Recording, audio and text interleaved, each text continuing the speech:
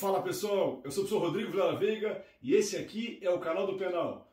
Hoje veremos o crime de corrupção passiva, artigo 317 do Código Penal. Enquanto abre o código aqui ou dá uma olhadinha no tipo penal aqui, lembra, te inscreve, deixa lá a tua curtida, não te custa nada e me ajuda a manter o canal de pé, né, funcionando aí. E lembre sempre, qualquer dúvida que você tiver, deixa no seu comentário aqui que eu sempre respondo. Bom gente, olha só, o crime de corrupção passiva é um crime que protege, obviamente, o bom andamento da administração pública, porque é um crime praticado por funcionário público contra a administração pública. Isso é evidente porque estamos no capítulo que vai do artigo 312 até o 327 e todos esses crimes têm o mesmo objeto jurídico.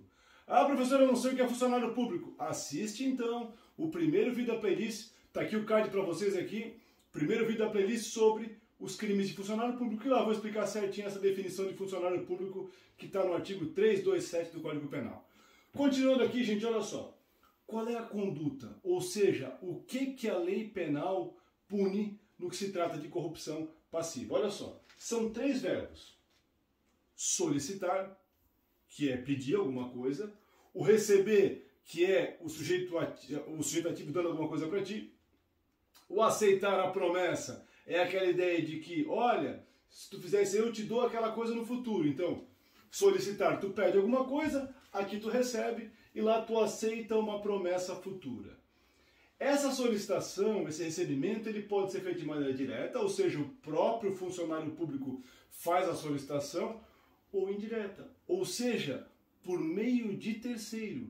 Então é possível sim que um crime de corrupção passiva seja feito por intermédio de um terceiro. Então um terceiro, em nome do funcionário público, solicita. É possível? É possível sim.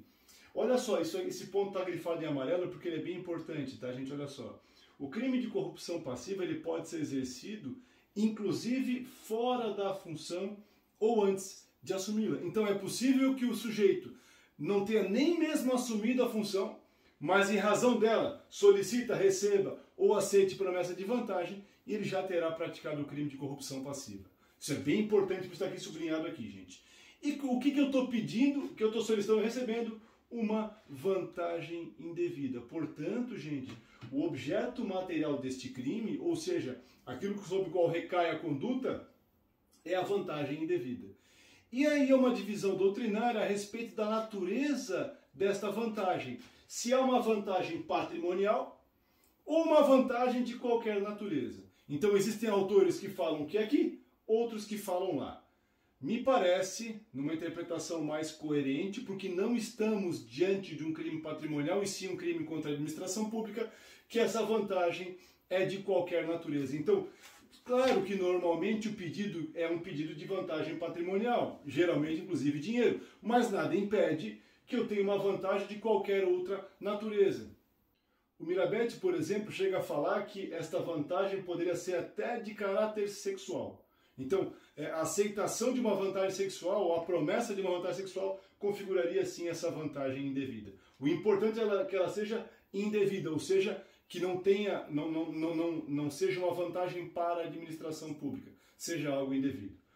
Continuando aqui, gente, no crime, nós temos o elemento subjetivo, ou seja, o dolo. Só existe corrupção passiva dolosa. É evidente, né? Se eu tenho que solicitar alguma coisa, se eu tenho que aceitar alguma coisa, é algo que exige dolo. Não tem como fazer isso de forma culposa, né? E mais, exige-se um elemento subjetivo do tipo, que é essa ideia de que essa vantagem é para si ou para outra pessoa. Por isso que eu disse anteriormente que se a vantagem for para o Estado, não configura essa infração penal aqui. Bom, continuando, gente, olha só. Quem é o sujeito ativo desse crime? Funcionário público. Por que tem duas asteriscos aqui, professor, por causa dessa questão aqui, ó? Se for um fiscal da Fazenda, nós temos lei própria, que é o artigo 3º, inciso 2 da Lei 8137 de 90, essa lei específica para o caso de fiscal de tributo. Se não, é o sujeito ativo funcionário público. E mais, tem mais uma questão aqui também. O funcionário público, como eu já falei anteriormente, pode agir sozinho ou em concurso com outra pessoa. E esta outra pessoa não precisa ser funcionária pública, porque é possível concurso de pessoas entre funcionário público e não funcionário público para o crime de corrupção passiva. Ah, não entendi isso? Assiste de novo o primeiro vídeo dessa playlist, tá o card aqui, que eu trato dessa questão do concurso de pessoas que são funcionários públicos e não são funcionários públicos para cometimento desse tipo de crime. Sujeito passivo quem é? É o Estado, né, na figura da administração pública, essa é a ideia. Bom, quando é que se consuma o crime? O crime de corrupção passiva é crime formal. Então, independentemente de eu receber alguma coisa pelo meu pedido, olha só, o crime consuma com a solicitação, com o recebimento ou com a aceitação da proposta. Tanto faz, o crime é formal. Qualquer uma das três figuras configura o crime. Então, o simples fato de eu pedir a alguém, né, uma vantagem indevida já configura o crime. Tentativa, em tese é possível, difícil na prática de configurar, mas imagina, sei lá, que eu mando um pedido por escrito para alguém e esse pedido não chega na pessoa. Aí seria uma tentativa, né, de corrupção passiva, que, repito, é bastante difícil de configurar, tá? Na prática. Temos uma causa de aumento de pena, tá? Então, o parágrafo primeiro traz uma causa de aumento de pena, a pena é aumentada em 1/3 quando? Quando o funcionário retarda, deixa de praticar ou pratica ato de ofício infringindo o dever funcional.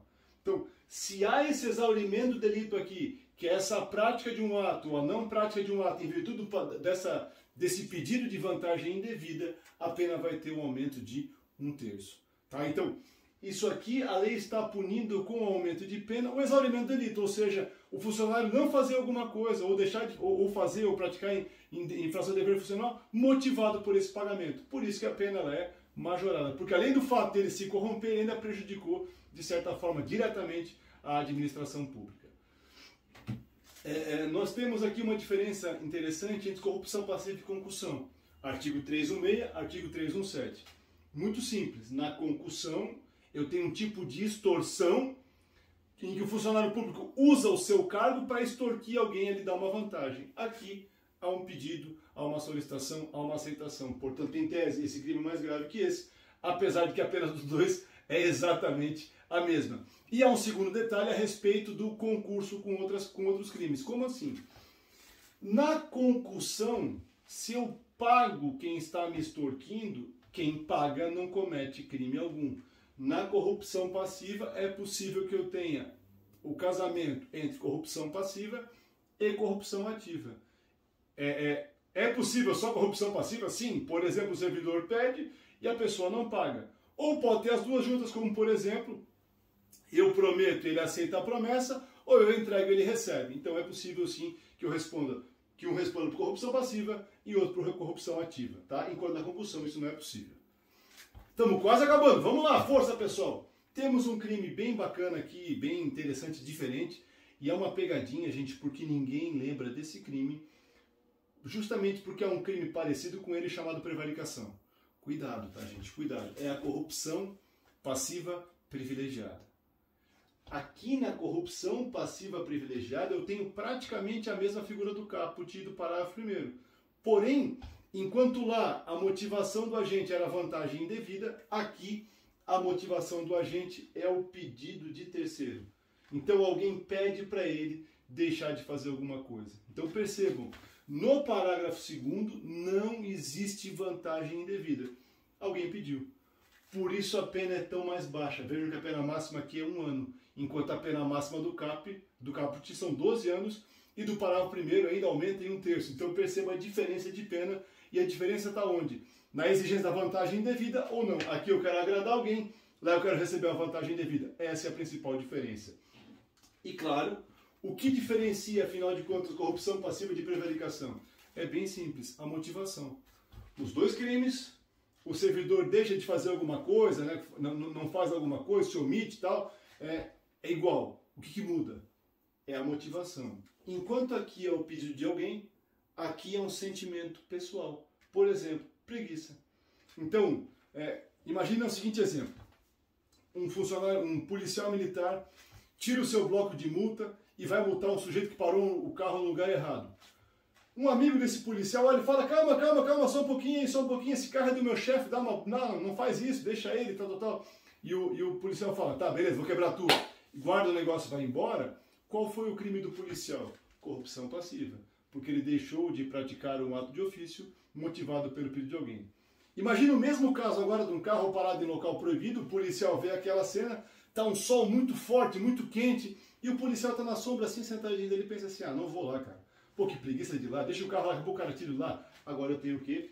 Prevaricação, porque o policial fez o quê? Atendeu a um sentimento pessoal para não cometer o ato. Qual deles? A famosa preguiça. Então essa é a diferença dos dois aqui, é a motivação. E todo mundo só lembra desse, todo mundo esquece esse aqui. Cuidado, lembra que temos os dois, hein? Lembra que temos os dois. Bom, a competência para o crime de corrupção passiva, seja ela normal, causamento de pena ou privilegiada, pode ser da Justiça Federal ou da Estadual, a depender de qual servidor público é que está sendo corrompido, qual que se corrompeu. Se é um funcionário público municipal ou estadual, a competência é estadual. Funcionário público federal, a competência ela é federal.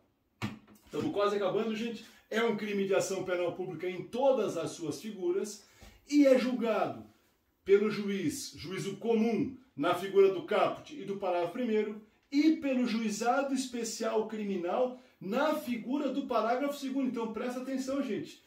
Esta figura aqui da corrupção passiva privilegiada, como tem pena inferior a 2 anos, ela é julgada onde? Juizado especial criminal. E possibilita aquele que praticou esse crime todas as benesses do juizado, inclusive a transação penal, que se for aceita, o sujeito fica de fora e não responde nenhum tipo de processo criminal, continuando primário e com bons antecedentes. Tu chegou até aqui, gente? Por favor, curte o vídeo aí, compartilha com os teus amigos e qualquer dúvida, manda que eu sempre respondo. Um abraço e até o próximo vídeo.